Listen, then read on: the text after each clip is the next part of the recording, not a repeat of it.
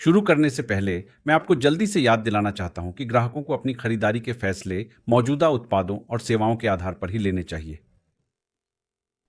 नमस्कार सभी को और एक बार फिर स्वागत है। अब तक इस सीरीज में आपने सीखा है कि क्लिक के साथ एप्लीकेशन कैसे बनाते हैं। आपने ये भी सीखा है कि डेटा मॉडल कैसे बनाते हैं, कैसे यूजर एक्सपीरियंस को डिजाइन और कस्टमाइज करते हैं, और एप्लीकेशन बनाते समय ऑटोमेशन और वैलिडेशन का उपयोग कैसे करते हैं, वो भी बिना कोड लिखे।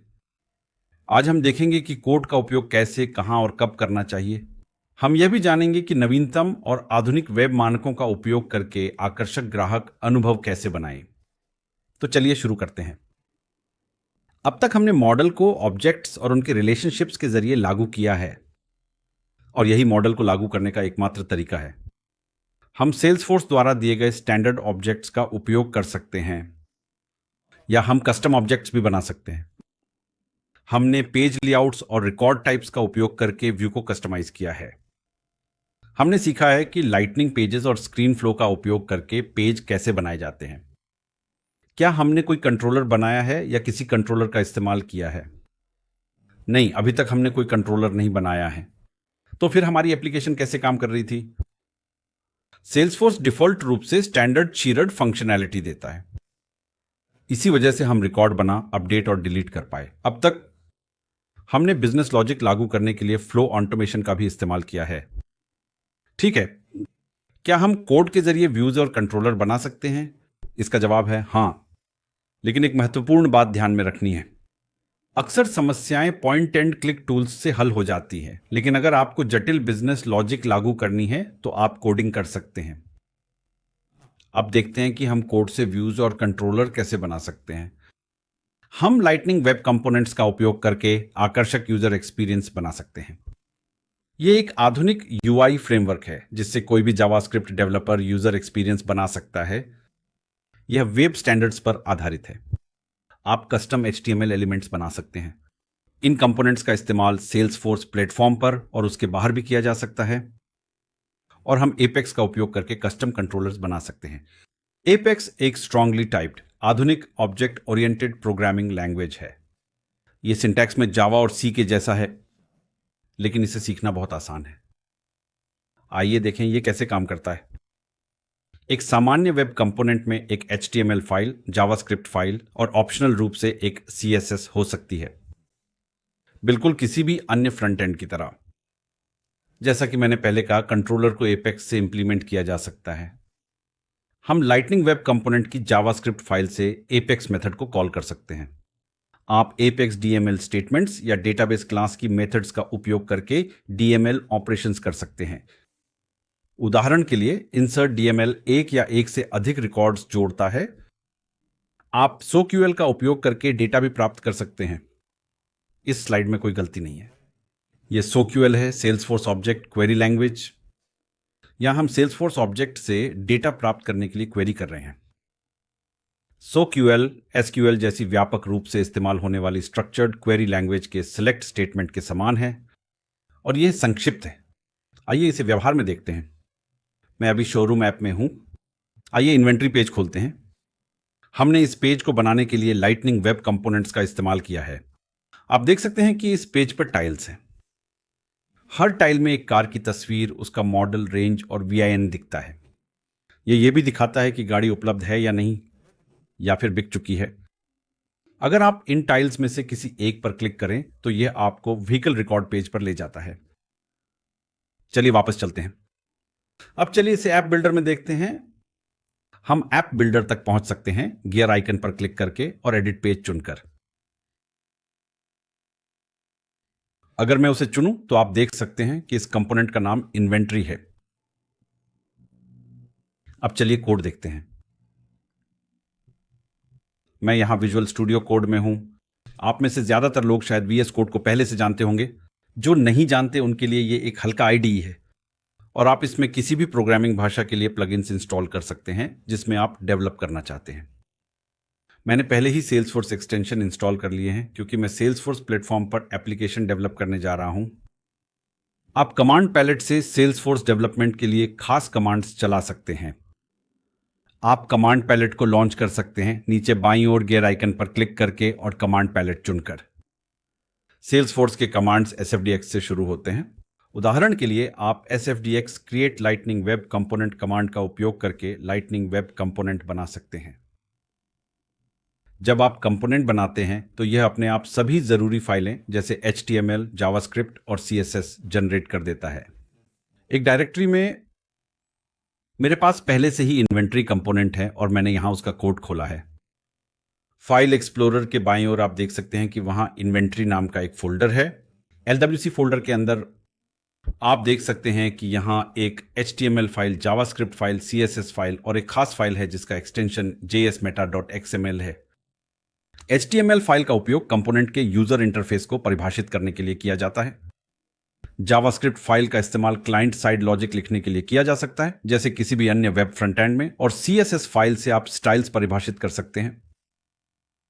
मेटा फाइल का उपयोग salesforce.org से जुड़ी किसी भी कॉन्फ़िगरेशन को परिभाषित करने के लिए किया जा सकता है। यह फाइल केवल सेल्सफोर्स के लिए खास है और यह एक साधारण फाइल है। ठीक है, चलिए HTML फाइल को देखते हैं। इसमें एक साधारण HTML5 सिंटैक्स है और यह UI को परिभाषित करने के लिए टेम्पलेट टैग का उपयोग करता है। अगर आप ध्यान दें तो इसमें एक कस्टम टैग है जिसे सिन्वेंटरी टाइल कहा जाता है। सी डिफॉल्ट नेम स्पेस है। आप अपने खुद के नेम स्पेस में कंपोनेंट्स बना सकते हैं। यह सिन्वेंटरी टाइल एक और कंपोनेंट है जो इस कंपोनेंट में जोड़ा गया है। इसका मतलब है कि हम लाइटनिंग वेब कंपोनेंट्स बना सकते हैं और उन्हें अन्य कंपोनेंट्स में किसी भी HTML एलिमेंट की तरह इस्तेमाल कर सकते हैं। आइए इसका कोड देखें। यहां आप एक लाइटनिंग बैच टैग देख सकते हैं। यह बेस कंपोनेंट है। सेल्सफोर्स आपको कुछ बेस कंपोनेंट्स देता है जिन्हें आप स्टैंडर्ड यूजर इंटरफेस के लिए इस्तेमाल कर सकते हैं। आपको स्टैंडर्ड यूजर इंटरफेस के लिए कोड लिखने की जरूरत नहीं है। अगर आप ध्यान से देखें तो इसमें एक इमेज टैग का इस्तेमाल हुआ है। यह टैग कंपोनेंट में कार की इमेज दिखाता है। तो इन्वेंट्री कंपोनेंट में एक इन्वेंट्री टाइल कंपोनेंट होता है जिसमें एक इमेज टैग होता है। ठीक है, चलिए वापस इन्वेंट्री कंपोनेंट के कोड पर चलते हैं और उसे देखते हैं।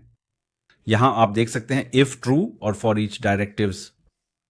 ये यूजर इंटरफेस में कंडीशंस और इटरेशन चला सकते हैं। LWC ये डायरेक्टिव्स प्रदान करता है। यहां हम वाहनों की एक सूची पर इटरेट कर रहे हैं और हर वाहन को एक टाइल में दिखा रहे हैं। क्या आपने वो कर्ली ब्रेसेस देखी? इस काफी सरल सिंटैक्स के साथ हम जावास्क्रिप्ट फाइल में परिभाषित प्रॉपर्टीज तक पहुंच सकते हैं। इस मामले में हम व्हीकल प्रॉपर्टी को एक्सेस कर रहे हैं। ठीक है, अब चलिए जावास्क्रिप्ट फाइल को देखते हैं। यहां आप देख सकते हैं कि हमने एक क्लास परिभाषित की है, इन्वेंट्री, जो लाइटनिंग एलिमेंट को एक्सटेंड करती है। वह व्हीकल प्रॉपर्टी जिसका हमने HTML फाइल में उल्लेख किया था यहां परिभाषित है। अब देखते हैं कि एपेक्स कंट्रोलर का उपयोग करके हम रिकॉर्ड्स की लिस्ट कैसे प्राप्त कर सकते हैं। सबसे पहले हम गेट व्हीकल्स एपेक्स मेथड को एक मॉड्यूल के रूप में इंपोर्ट करते हैं ताकि वह जावास्क्रिप्ट कोड में उपलब्ध हो सके। यह मेथड इन्वेंट्री कंट्रोलर क्लास में परिभाषित है। इसके बाद आप इस गेट व्हीकल्स मेथड को व्हीकल्स प्रॉपर्टी से वायर कर सकते हैं। बस इतना ही। जब हम व्हीकल की प्रॉपर्टी को वायर करते हैं तो वह रिएक्टिव हो जाती है, जिसका मतलब है कि जब इसकी वैल्यू बदलती है तो व्यू अपने आप अपडेट हो जाता है। ठीक है, अब देखते हैं कि इन्वेंट्री कंट्रोलर को कैसे इंप्लीमेंट किया गया है। क्या यह कोड आपको जाना पहचाना लग रहा है?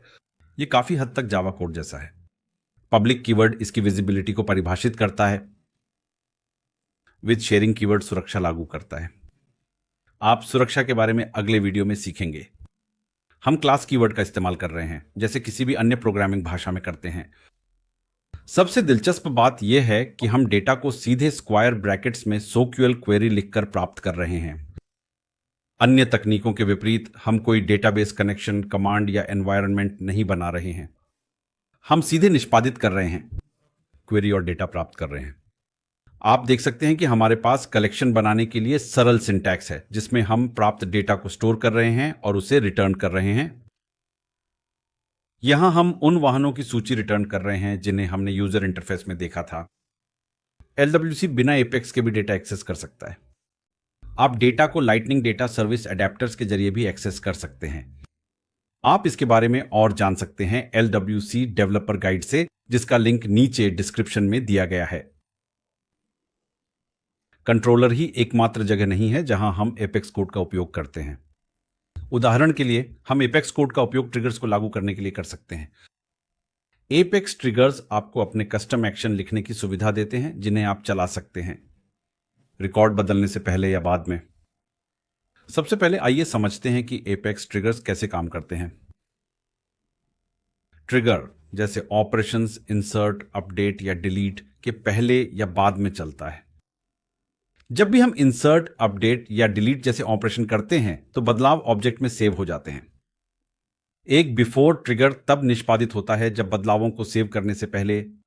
इसका मतलब है कि अगर आप किसी रिकॉर्ड को सेव होने से पहले अपडेट या वैलिडेट करना चाहते हैं तो आप यह काम बिफोर ट्रिगर में कर सकते हैं।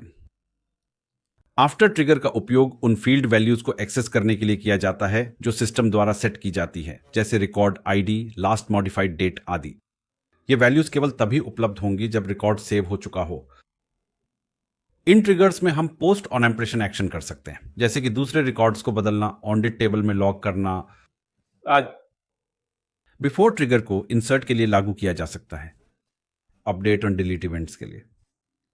आफ्टर ट्रिगर को इंसर्ट, अपडेट, डिलीट और अनडिलीट इवेंट्स के लिए लागू किया जा सकता है। रिकॉर्ड डिलीट होने के बाद वह कुछ समय के लिए रिसाइकल बिन में रहेगा। इस रिकॉर्ड को अनडिलीट करके फिर से बहाल किया जा सकता है, ऐसे में यह दोबारा डेटाबेस में सेव हो जाएगा। इसीलिए आफ्टर ट्रिगर को लागू किया जा सकता है अनडिलीट इवेंट पर। अगर आप इसे दूसरी तरह से देखें, रिकॉर्ड के पुनर्स्थापित होने से पहले वह रिसाइकल बिन में रहेगा और रिसाइकल बिन में मौजूद डेटा पर ट्रिगर निष्पादित नहीं होना चाहिए, इसलिए हम बिफोर ट्रिगर लागू नहीं कर सकते। अनडिलीट इवेंट के लिए ट्रिगर की सिंटैक्स बहुत सरल है। हम ट्रिगर कीवर्ड का उपयोग करते हैं, ट्रिगर का नाम देते हैं, उस ऑब्जेक्ट का नाम दें जिस पर ट्रिगर चलाना है, इवेंट्स की लिस्ट दें जैसे कि before insert, before update, after insert आदि, और यहां आप ट्रिगर का कोड लिख सकते हैं। ठीक है, अब इसे एक्शन में देखते हैं। मेरे पास एक सिंपल यूज केस है। जब भी कोई टेस्ट ड्राइव बनाई जाती है, मैं चाहता हूं कि अपने आप एक टास्क और रिमाइंडर एजेंट के लिए बन जाए या यूजर के लिए, ताकि टेस्ट ड्राइव से एक दिन पहले कस्टमर को कॉल किया जा सके। मैं इसे फ्लोज का उपयोग करके भी लागू कर सकता हूं, लेकिन मैं ट्रिगर के लिए एक सरल उपयोग का मामला दिखाना चाहता हूं, इसलिए मैंने इसे चुना है। ठीक है, जैसे ही एक टेस्ट ड्राइव रिकॉर्ड बनता है, मुझे तुरंत एक टास्क बनाना है, तो मैं आफ्टर इंसर्ट इवेंट का उपयोग कर सकता हूं। यहां trigger.new को एक कॉन्टेक्स्ट वेरिएबल कहा जाता है जिसमें सभी रिकॉर्ड्स होते हैं जो वर्तमान कॉन्टेक्स्ट में इंसर्ट हुए हैं। हमारे मामले में हाल ही में बना test drive record.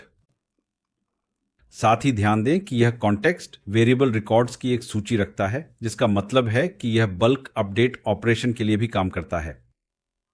On operation में हर टेस्ट ड्राइव रिकॉर्ड के लिए हम एक टास्क रिकॉर्ड बना रहे हैं और उसका सब्जेक्ट भर रहे हैं, डिस्क्रिप्शन, प्रायोरिटी, स्टेटस आदि, और टास्क की एक्टिविटी डेट को टेस्ट ड्राइव डेट से एक दिन पहले सेट कर रहे हैं। हम रिकॉर्ड को इंसर्ट डीएमएल ऑपरेशन का उपयोग करके डाल रहे हैं। ध्यान दें कि हम रिकॉर्ड को फॉर लूप के अंदर नहीं डाल रहे हैं, लेकिन वहां हम इसे एक सूची में जोड़ रहे हैं और अंत में पूरी सूची को एक ही इंसर्ट ऑपरेशन में डाल रहे हैं। इसे ही बल्किफिकेशन कहा जाता है। इससे हम क्लाउड कंप्यूटिंग की सीमाओं में नहीं फंसते। ठीक है, अब देखते हैं कि यह ट्रिगर कैसे काम करता है। अब मैं यहां शोरूम ऐप में हूं और एक वाहन रिकॉर्ड खोलता हूं। आइए संबंधित टैब खोलकर एक टेस्ट ड्राइव बनाते हैं। आइए ग्राहक का नाम भरते हैं, एक समय स्लॉट चुनते हैं और सेव करते हैं। अगर जरूरत हो तो पेज को रिफ्रेश कर लेते हैं और हो गया। आप देख सकते हैं कि एक रिमाइंडर टास्क बन गया है। बहुत बढ़िया। जाने से पहले मैं आपको एपेक्स के दो और उदाहरण दिखाना चाहता हूं, एक जिसमें हम एक बाहरी कॉल आउट करते हैं और दूसरा जिसमें एपेक्स कोड को फ्लो से इन्वोक किया जा सकता है। यहां मैं वीएस कोड में हूं और चलिए इस वेब पुश सर्विस क्लास को देखते हैं। पहला मेथड एक बाहरी कॉल आउट करता है। अगर आप जावा या .NET जैसी टेक्नोलॉजीज से हैं तो यह कोड आपको काफी जाना पहचाना लगेगा। यहां हम एक बना रहे हैं, HTTP अनुरोध बना रहे हैं और उसकी डिटेल्स भर रहे हैं। हम HTTP सेंड कॉल का इस्तेमाल करके अनुरोध भेज रहे हैं और फिर हम प्रतिक्रिया को प्रोसेस कर रहे हैं। क्या यह आसान नहीं है? ठीक है, अगर आप अगली मेथड को देखें तो वह इन्वोकेबल मेथड से एनोटेटेड है। कोई भी मेथड जो इन्वोकेबल मेथड से एनोटेटेड हो को फ्लो से कॉल किया जा सकता है। हमने इस flow invoked web push method को फ्लो से एपेक्स एक्शन के जरिए कॉल किया है। अगर आपको पिछली वीडियो याद हो, अगर भूल गए हैं तो कोई बात नहीं, यह रहा सबूत। मैं तो मजाक कर रहा था। यह स्क्रीनशॉट पिछली वीडियो से है। इसी तरह हम flow invoked web push method को कॉल करते हैं। आज के डेमो में बस इतना ही। यह ध्यान देना जरूरी है कि अक्सर हम बिजनेस लॉजिक को कोडिंग से ज्यादा क्लिक्स के जरिए लागू कर सकते हैं। साथ ही जब आपको जटिल बिजनेस लॉजिक लागू करनी हो तो कोडिंग अनिवार्य हो जाती है। आज हमने देखा कि कैसे लाइटनिंग वेब कंपोनेंट्स का इस्तेमाल करके आकर्षक कस्टमर यूजर एक्सपीरियंस बनाया जा सकता है। हमने यह भी देखा कि एपेक्स कंट्रोलर्स के लिए कोड कैसे लिखा जाता है। फिर हमने देखा कि एपेक्स का उपयोग करके ट्रिगर्स को लागू करना कितना आसान है। हमने यह भी देखा कि कैसे एपेक्स का उपयोग करके बाहरी कॉलआउट्स किए जा सकते हैं और कैसे एपेक्स को ऑटोमेशन जैसे फ्लोज से इन्वोक किया जा सकता है। यह एक क्विक स्टार्ट है, इसलिए हमने इसे जितना हो सके संक्षिप्त रखा है। अगले वीडियो में हम सीखेंगे कि अपनी ऐप को कैसे सुरक्षित बनाएं, ऑन ऑब्जेक्ट, अन्य डेटा और अन्य संसाधनों को सेल्सफोर्स के सुरक्षा मॉडल का उपयोग करके। कृपया इस वीडियो के कमेंट सेक्शन में अपने विचार जरूर बताएं। अगर आपके कोई सवाल हैं तो आप उन्हें वहां भी पोस्ट कर सकते हैं। हम आपके सवालों का जवाब देने में खुशी महसूस करेंगे। देखने के लिए धन्यवाद। और अगर आपको यह वीडियो उपयोगी लगा हो तो उसे लाइक करें और हमारे सोशल चैनलों पर हमसे जुड़ें। अगर आप इसी तरह की और सामग्री सीधे पाना चाहते हैं तो हमारे चैनल को सब्सक्राइब करें और नोटिफिकेशन के लिए बेल आइकन दबाएं। धन्यवाद।